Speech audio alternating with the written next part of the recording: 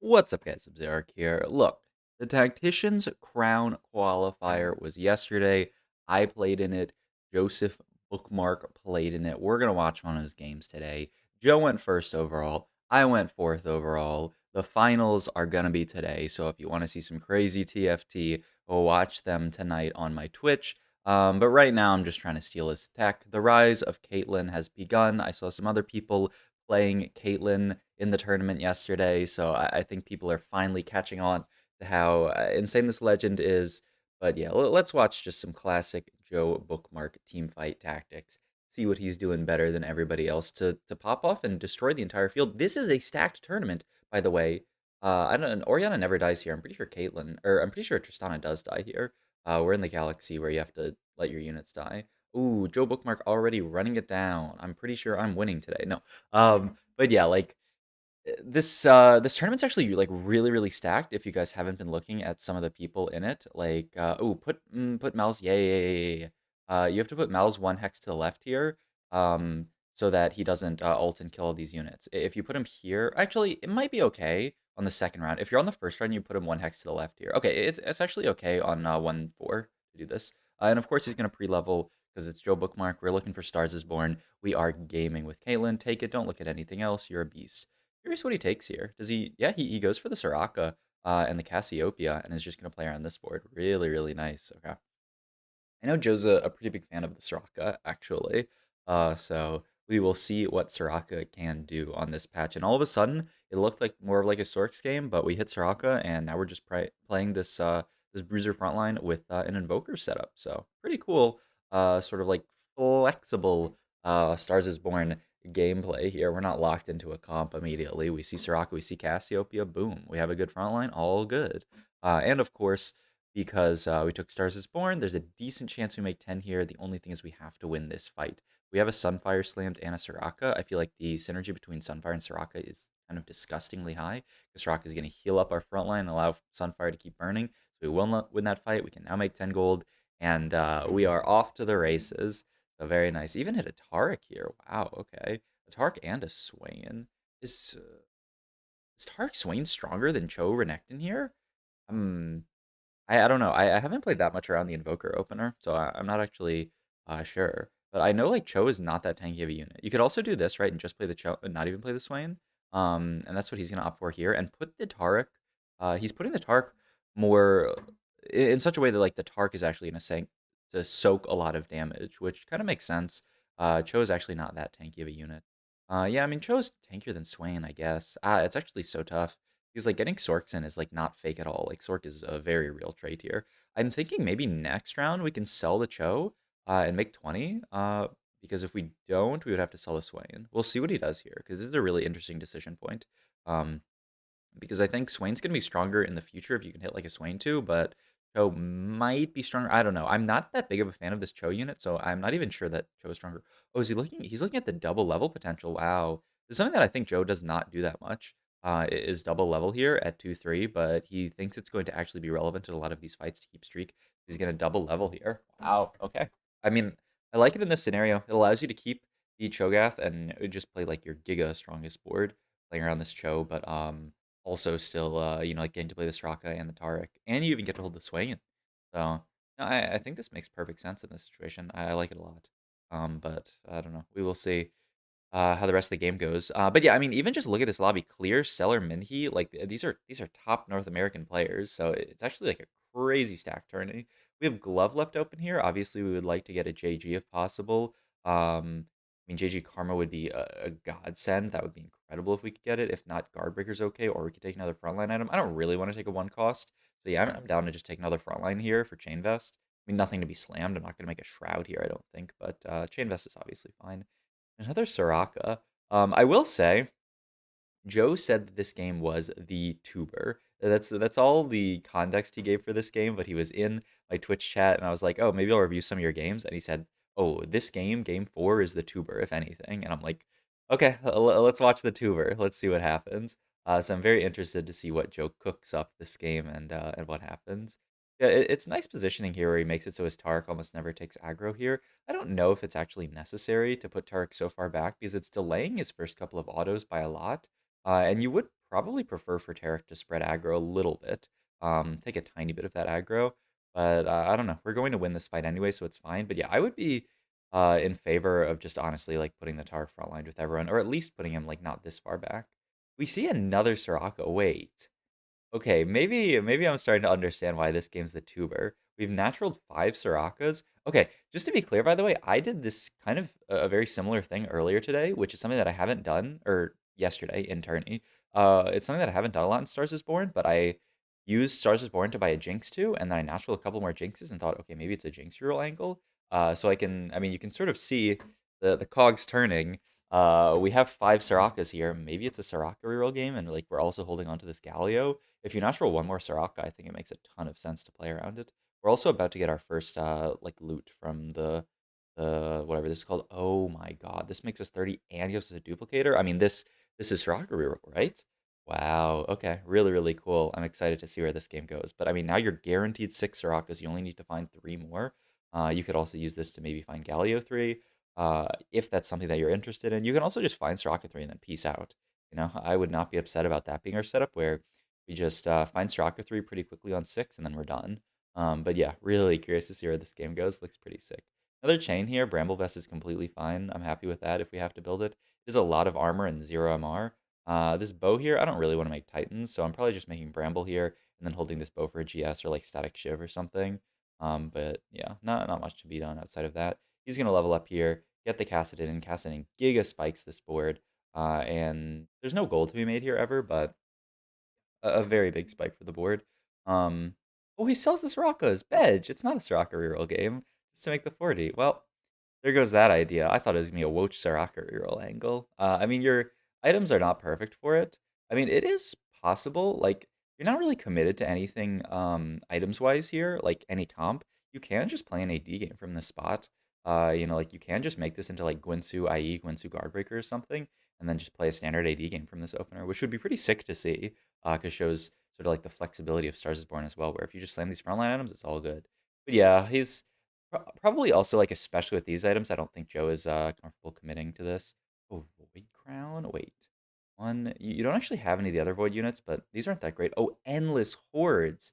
We hit Endless Hordes. Also immediately hit Nephelios, and all of a sudden, the board is really, really coming into focus. Wow. Okay. I know Joe said he actually likes this augment a lot because I in one of the games where I was playing and chatting with him, he was like, "Yeah, I'm a fan of Endless Hordes." So, okay, I am down to see how Joe plays around Endless Hordes. Does he want to just make the Last Whisper here or hold on to this? I mean, he's almost certainly going to be playing Freljord later because there's so many units he can fit in, so you probably don't want to slam Last Whisper here. You only really want Last Whisper if, like, you know, there's some reason you're not going to get Freljord in my opinion. I don't know. I was watching Soju stream today, and he was like, this Last Whisper item is broken on Zeri, and I'm like, I don't know if I completely agree. But in any case, Endless Hordes here, amazing when you're on such a streak because now he can also tax the lobby's HP. Because look, this Darth Mandalore player just took a 7-unit loss. If you're win streaking with Endless Hordes, like you just put so much pressure on the lobby. It also allowed him to get targeted. He naturals a Jarvan. Wow. It's a little, it's what, 34 to level? Yeah, it's a little pricey to level here, so I still wouldn't like level here, but like Jarvan could come in. It's really just trying to figure out how it comes in. You don't want to cut Bruiser. What are we playing Mouse for? We're playing Mouse for just another Void. Oh, and Sork with Tarek. Yeah, I mean, you probably can't cut this Mal's here. I don't know if you can cut anything here. Yeah, I think this is just the board for now. And then maybe we can level up and add Jarvan next round. I mean, Jarvan's like a threat on this board, but he's not a bad threat. But look, another fight. We 6-0 this player. They killed a few units, but we still 6-0 them because we are Endless Hordes. So yeah, I actually like this a lot. It's very, very cool to see this angle. And it seems like an angle that that Stars Are Born plays into pretty well. I gotta remember to say stars are born because someone in my YouTube comments commented and said I always say stars is born because okay, I talked about this in on my Twitch stream yesterday. I'm thinking of A Star Is Born, you know, because I feel like that's what it's based off of. A Star Is Born, um, but it's not a star. It's not a Stars Is Born. It's Stars Are Born. Takes a tier here potentially for like a Hodge on like an Urgot or something. Yeah, you probably have to roll a little bit here because your board's actually like not giga strong, and there's so many upgrades you can hit. That's one. Question is how deep to roll here. I would maybe roll one more time. You have, I mean, with the Karma, you can get 4 Invoker in. Okay, this is probably fine to stop on. Lux here over Jin. Oh, and Slam Static. Wow. What an interesting game. Okay. Yeah, I was thinking more for like a Hodge and then play around this Aphelios. I think I said Jin, by the way. That's really. Oh no, I said Lux over Jin. Okay, I said words right. But yeah, really interesting stuff. Notice he's also holding the Teemos and Swain. I feel like well now he's gonna sell them. I feel like what's it called? Strategist is quite solid in this kind of setup just because you have so many units in, right? Anything that scales off number of units is like very, very broken. So like Invoker giving your entire team mana is really, really nice. Strategist, which gives your entire team stats, is really, really nice. Um, Another unit that I think is insane in this setup is Senna. Gives your entire team a shield and attack speed. Targon similarly like scales with every unit, but only the ones with shields and heals, so it's not like every unit. But yeah, I mean, a really nice board that he's put together, and beautiful for Joe not to overroll there. Sits at 33 gold, does not have to like roll it down to 0 here. Gets another component. Oh my god, TG is broken in Endless Hordes. I would immediately think about, I mean, I wouldn't slam it, but I would definitely start thinking about this item. I probably would have sold the Gallios personally, but looks like he's going to play towards like 6 Invoker. Um, yeah. Oh my god, now he's definitely playing towards 6 Invoker. Okay. So yeah, he can play a 6 Invoker board pretty easily. And he could just, oh, he's really cutting the Cho. Okay. I mean, this hurts your front line a bit. He really wants to keep Sorkin, and yeah, I mean, it's hard to cut Lux. But yeah, like, look at this. You can make TG, and the TG gets around the only 2 items per unit requirement there, or only 1 item per unit restriction. So yeah, you can even make TG, and ooh, he hits a strategist as well. Okay, how are we getting this in? So like we have this Galio here. We're probably leveling at 4-2 and just rolling a bit. I would think maybe he was a fast 9. We watched a game on stream yesterday of Joe just going straight up fast 9 from an actually similar situation with 6 Invokers, so I wouldn't be that shocked if that's what happened this game, but we will see. But yeah, another thing that's quite important actually is these lobbies are a mix of players, right? Like I said, Clear, Stellar, Minhe, these are insanely good players, but there are also like a few GM players, a few Masters players, even some Diamond players in these lobbies. So this means like the tempo is not as high as it would be in like a straight up Challenger lobby. So sometimes you can do things that are a little bit greedy, like potentially maybe go fast 9 in this situation. We'll see what his spot ends up looking like. Um, Stelicorns? Oh yeah, I mean I think that's quite good. All natural doesn't even sound that bad, but you actually have actually it sounds pretty bad now that I think about it. I was like you have so many units, but also like all of them are itemized. Okay, so yeah, we are going to go fast 8, roll a good bit here. Need to find some meaningful upgrades for the sport to actually be stable. Find another Urgot here. Find the Tarek too, which is really nice. Get the Sejuani in. Yeah, I don't know about Demacia because like Demacia, Demacia is actually quite awkward in this, where like you're always, if you unless you have all your Demacia units itemized, you're always giving a unit to an unitemized unit. Like, say you have an item on Lux and an item on Galio, then the item is always just going to go to Garen because it can't like it can't fit the item. However, if you do have Demacia items on all of your Demacia units, I've heard that it just gives it to like strongest one. Like for example, if you have an item on Lux, on Galio, and on the Garen there, then if you take Lux out and put her back in, she'll get 2 items, which is pretty cool. But that's pretty hard to make work. Okay, hits the Ash here. Oh my god. Okay, hits Shen. Oh my god, he's still rolling here. I noticed that Joe rolled really deep in a lot of these games. And I don't know. I mean, now he hits the Urgot. You're definitely stable once you hit Urgot for sure. The next question is how are we actually getting this Ash in? Because like, this Ash is really really nice on this board. Um, I mean, I would maybe even just consider cutting this Lux for 3 Freljord and another Deadeye here. He is gonna do some damage though. I don't know, not that much. Isn't Ash better than Lux here? It's pretty tough. He also has his Heimerdinger, which he really needs to add. Um, and yeah, he needs to make Lysandra too. It looks like. I don't know. I'm obviously a little bit dizzy. I'm sure Joe is dizzy in this spot. Okay, so we just have Cloak open here. We already have Static Shiv made. Probably just a frontline item. We don't really have anyone that BT is high value on, so probably just like a Declaw or Gargoyle. Even a Zephyr, actually. I would take Rise with this Zephyr if we can get it. Okay, never mind. Also, what is the Rise? Oh, it's Shadow Owl's Rise. Okay, well, not the best, but that's okay. Jarvan here, another solid unit that could be added to the board. But yeah, I'm really interested in just adding like 3 Freljord. But yeah, okay, so we make this 2-star. Yeah, he's gonna get Heimerdinger in here over the Lux, which makes a ton of sense actually. And then just make Zephyr. Okay. So yeah, it's actually that is true. I mean, Heimerdinger's too broken not to play. Yeah, I guess it has to be Heimerdinger here. Oh, you can't Zephyr there. You have to do it here, and then it's gonna hit this Aerie still, which is really really nice. Okay. So yeah, I mean, it's a really cool board, right? 6 Invoker, 2 Deadeye, 2 Freljord. I would really like to fit 3 Freljord in, but yeah, there's no way you cannot play Heimerdinger. I don't know what I'm talking about. Yeah, it's always Heimerdinger there, and you just can't play the Ash until level 9. And at level 9, you're probably going to add something better than the Ash. You're always stuck on 2 Freljord. I mean, you can also cut Freljord later, but these units are so good. But just because like you're going to have Shrinko on Heimer, like Freljord is not Giga necessary. But yeah, and you also already have Static Shiv, but the armor reduction is quite real. But yeah, I mean, the board looks amazing. He rolled enough. I wouldn't say he overrolled too hard. I mean, like hitting that Urgot was a huge upgrade. He might not be streaking without the what. Wait, why didn't we buy Shrinko here? Is there some reason he doesn't want Shrinko? Is he going for like triple Burno maybe? But like I don't know. I think one Shrinko is always quite good in these type of scenarios, just to guarantee like because prior to Freljord activating and after Freljord wears off, like having a Shrinko is really really nice. Ends up losing this fight. Um, yeah, I'm not sure actually. Interesting though. Gets another item component. And yeah, I mean we are chilling, so to speak. The board looks pretty good. We probably have to roll a bit at 5-1. I don't think it can actually just be a fast 9 from this position. Just because of it looks like I don't know. He has his like cam off in this game. He had his cam on earlier. Maybe he's like distracted by something. I'm not sure. Maybe he's getting secret extra coaching by Sub-Zero. Makes a Q cone here. Um, Q cone, AG, Redemption, and Warmog's double Q cone. I think I like that. Yeah, you don't really need another Zephyr. Redemption's a solid item, but the Warmog's double Q cone I like. Um, and like the Q cones sort of allow you to get like extra items on your carries if you can eventually find an Ari, though it looks actually kind of tough. Like there's so many Aris out this game. He also didn't roll on 5-1. I definitely would look to roll on 5-1 here. You have a Philios pair, you have Heimer pair, you have Karma pair, and you have Sejuani pair. I think the value of rolling is quite high here. Get some Mechano, and you also need to get your Heimer upgrades.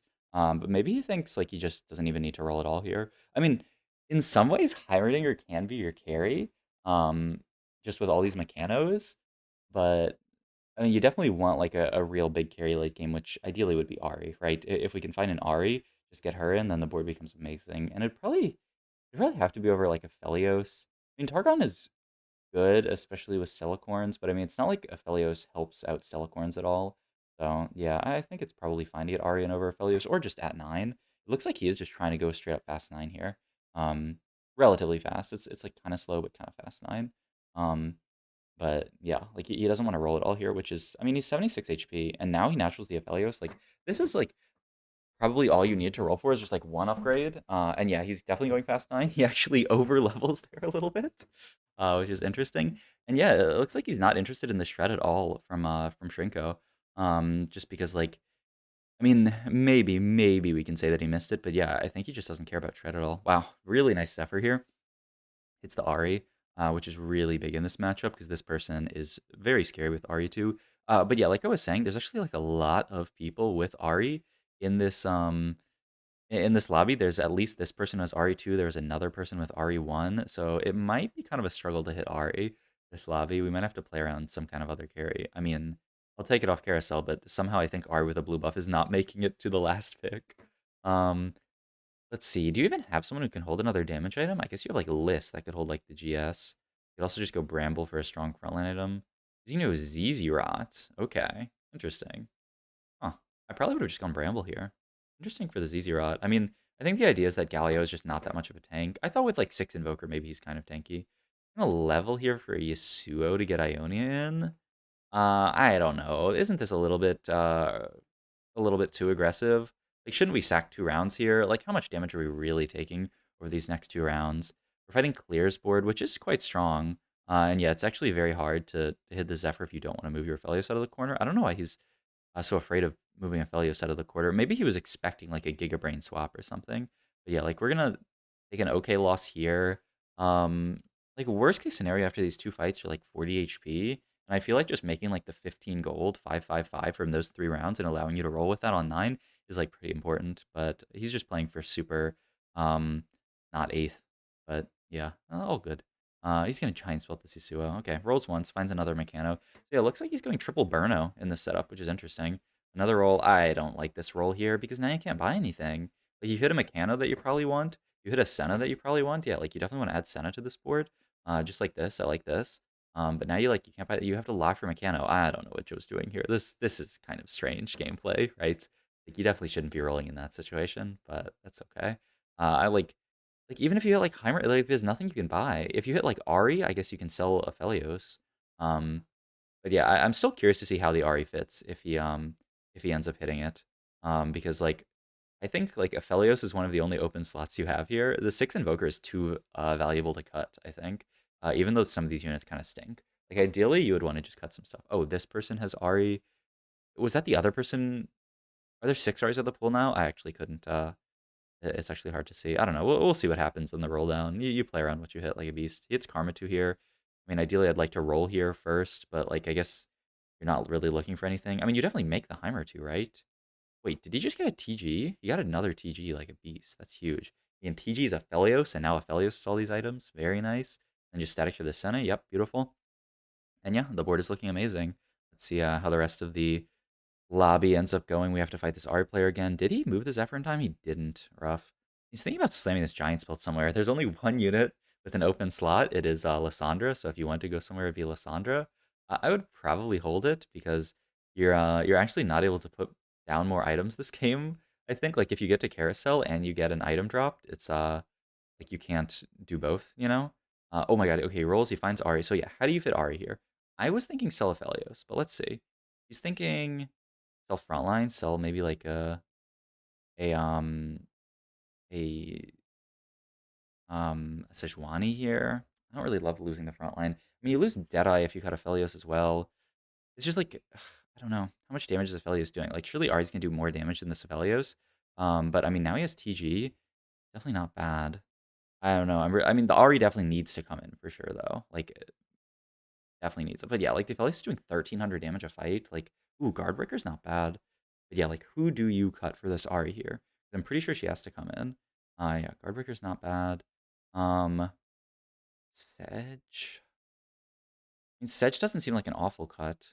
I think he doesn't actually think it's stronger until he finds an RE2, which is I mean, to be fair, look at these Aphelios items. Like, he actually rolled really good Aphelios items. So I could definitely see it this round.